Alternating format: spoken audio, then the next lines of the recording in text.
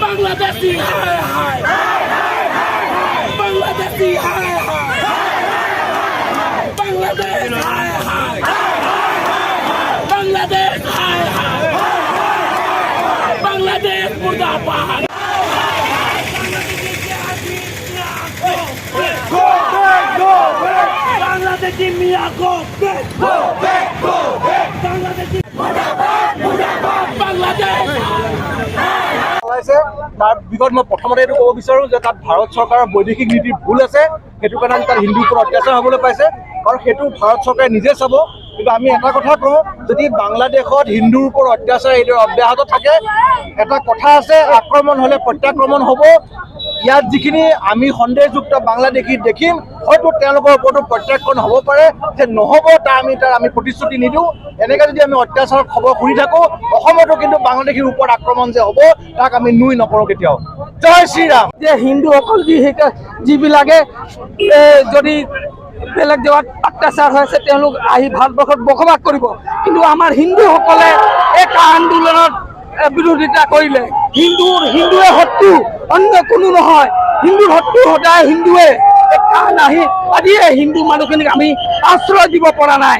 গতিকে হিন্দুসকলৰ যি আপোনাৰ শত্ৰু আছে অন কোনো নহয়, হিন্দু নিজে হয়। গতিকে হিন্দুসকল একত্ৰিত হ'ব লগা হ'ল। হিন্দুসকলে এই ঘটনাৰ পৰা শিক্ষা ল'বলগীয়া হৈছে। বাংলাদেশ মুর্দাবাদ, বাংলাদেশি মুর্দাবাদ, বাংলাদেশ হায় হায়, বাংলাদেশ হায় হায়।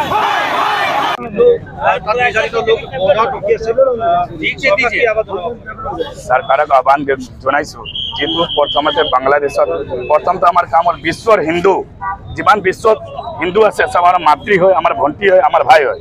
হিন্দু সংগঠন হিসাবে প্রত্যেকটো বিশ্ব হিন্দু মানুষ আমি সন্মান কৰো। আজি বাংলাদেশত যেটো হত্যা হল হিন্দু সমাজৰ ওপৰত, যেনেকৈ মন্দিৰ জ্বলাই দিয়া হল, স্কুল জ্বলাই দিয়া হল, আমি ভাৰতৰ প্ৰধানমন্ত্ৰীক আহ্বান কৰিছো অতি শীঘ্ৰে বাংলাদেশত হিন্দু সমাজক সুৰক্ষা দিব লাগে।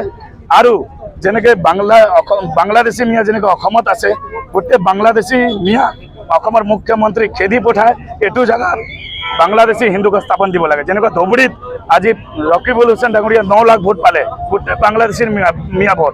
এই বাংলাদেশী এনেকুৱা এদিন সময় আহিছে গোটেই খেতি পথাৰ, মাছৰ বজাৰ, চব্জি বজাৰ গোটেই কাঢ়ি লৈছে। যেনেকৈ জম্মু কাশ্মীৰত যেনেকৈ ঘটনা ঘটিলে তাতো এনেকুৱা ঘটনা হৈছিলে। কাশ্মীৰী পণ্ডিত 3.5 লাখ কাশ্মীৰী পণ্ডিত গোটেই ৰাতিৰ ভিতৰত পলাবলগীয়া হ'ল। তাৰপাছত কাশ্মীৰী ফাইল ৰিলিজ হ'ল, কেৰেলা ষ্টৰী ৰিলিজ হ'ল। আমাৰ ভাৰতবৰ্ষৰ হিন্দু সমাজে ভাবিছিলে এইটো গভৰ্ণমেণ্টে মিছাকে বনাইছে, কিন্তু আজি চকুৰ আগত বাংলাদেশত এনেকৈ হিন্দুক জ্বলাই দিয়া হৈছে, ৰেপ কৰা হৈছে, ধৰ্ষণ কৰা হৈছে। ইয়াতকৈ দুখৰ কথা আৰু মই একো নকওঁ।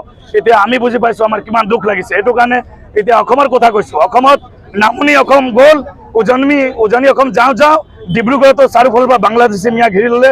এতিয়া যদি আমাৰ হিন্দু সমাজে চকু নোখোলে কিন্তু এদিন নিজৰ ঘৰ দুৱাৰ এৰি সব পলাব লাগিব। যেনেকৈ খাবৰ কাৰণে কষ্ট কৰে, যেনেকৈ এটা মাকান, যেনেকৈ এটা ঘৰ ধুনীয়া বনাবৰ কাৰণে কষ্ট কৰে, ধৰ্মৰ কাৰণে হিন্দু সমাজ চিন্তা কৰিবলগীয়া হ'ল। এতিয়া যদি চিন্তা কৰিব নোৱাৰে বহুত বেয়া। আজি ইছলামিক 57টা কাণ্ট্ৰি আছে, মুছলমানৰ 57টা কাণ্ট্ৰি থাকোঁতে শ্বেখ হাছিনা প্ৰধানমন্ত্ৰী ডাঙৰীয়া ভাৰতত কেলে আহিবলগীয়া হ'ল?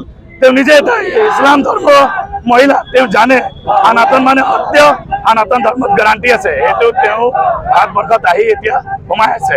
সেইকাৰণে নৰেন্দ্ৰ মোদীক বাৰে বাৰে আহ্বান কৰিছোঁ, এতিয়া তেওঁৰ দায়িত্ব বাংলাদেশত যি ঘটনা আছে হিন্দু সুৰক্ষা দিয়ক। দিব নোৱাৰে আমাক কৈ দিয়ক। আমি হিন্দু ক্ৰান্তি দল যি অৰ্গেনাইজ আছে, আমি ডিব্ৰুগড়ৰ পৰা আৰম্ভ কৰি জম্মু কাশ্মীৰত গোটেই ৰাজ্যক লৈ বাংলাদেশী মিয়াক খেদি পঠোৱা আমাৰ দায়িত্ব।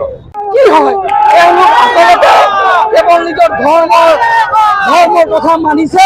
তেওঁলোক কাৰোৰে নহয়। যি ছাত্ৰ ছাত্ৰী হিন্দু ছাত্ৰ ছাত্ৰীয়ে এওঁলোক আন্দোলনত সহযোগ কৰিলে আজি তেওঁলোকৰে এওঁলোক হত্যা কৰি আছে। গতিকে এওঁলোকৰ মেইন মটিভটো আছিলে হিন্দুসকলক তাৰ পৰা মাৰি খেদা আৰু এওঁলোকক হত্যা কৰা, আৰু এওঁলোকৰ মেইন মটিভটো এইটোৱে আছিলে, যিটো আজি প্ৰমাণ হৈছে।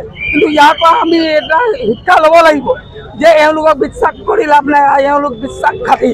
গতিকে হিন্দুসকল সতৰ্ক হ'বলগীয়া হ'ল, হিন্দুসকল একত্ৰিত হ'বলগীয়া হ'ল। আজি এইবিলাকৰ পৰা আমি যদি নিশিকো, এইবিলাকৰ পৰা যদি আমি একত্ৰিত নহওঁ, অহা দিনত এই অসমত থকা হাজাৰ হাজাৰ লাখ কোটি টকা বাংলাদেশী মিয়াই সুবিধা পায়, যদি প্ৰশাসনে কমজোৰ হৈ যায়, চৰকাৰে আমাক যদি সহযোগ নকৰে, আমাৰ চৰকাৰ নাথাকে, তে এওঁলোক আমাৰো হত্যা কৰিব, এইটো প্ৰমাণ হৈ গৈছে।